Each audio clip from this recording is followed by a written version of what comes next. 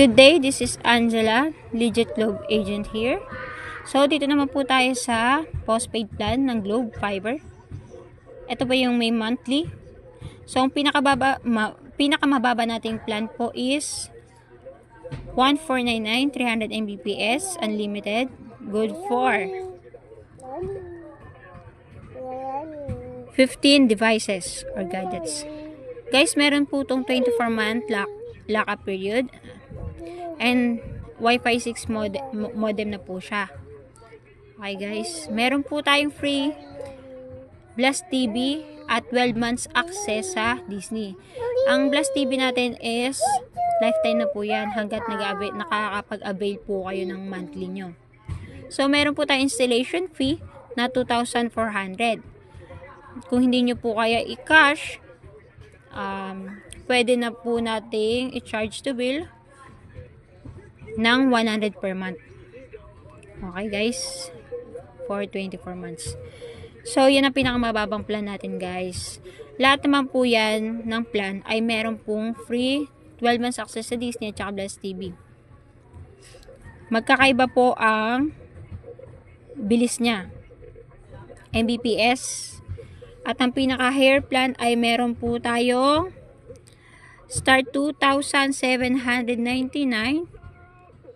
Bukod sa Blast TV at Disney, meron tayo 5,000 TP-Link voucher. Makapag-avail po kayo ng TP-Link. Yung dun po ma-avail yan sa Shopee. TP-Link voucher.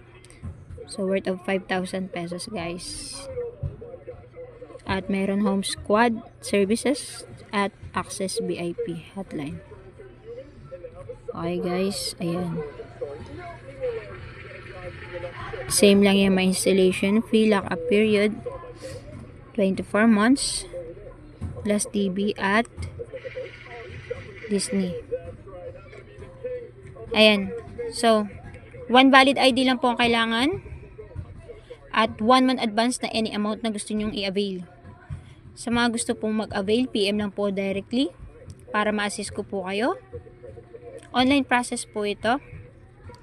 Kung mga malalayong lugar, pwede ko po i-send yung link at screenshot lang po yung mga yung resibo at yung kailangan pa po na isasubmit ko para may mapa-endorse ko po,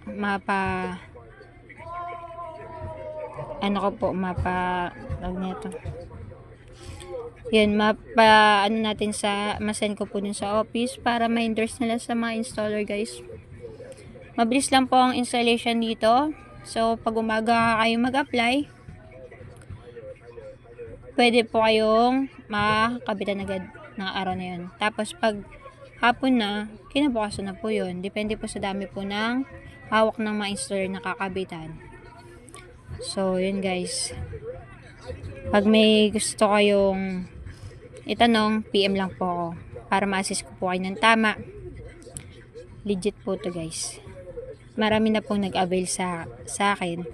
Marami na po ako na-assist, marami na pong nakabitan, at marami na rin po nagpasalamat sa akin at kinaganda dito. Any concern, pwede nyo po ako i-PM, basta pakita nyo lang po yung pangalan nyo, info nyo para ma-check ko po sa aking record.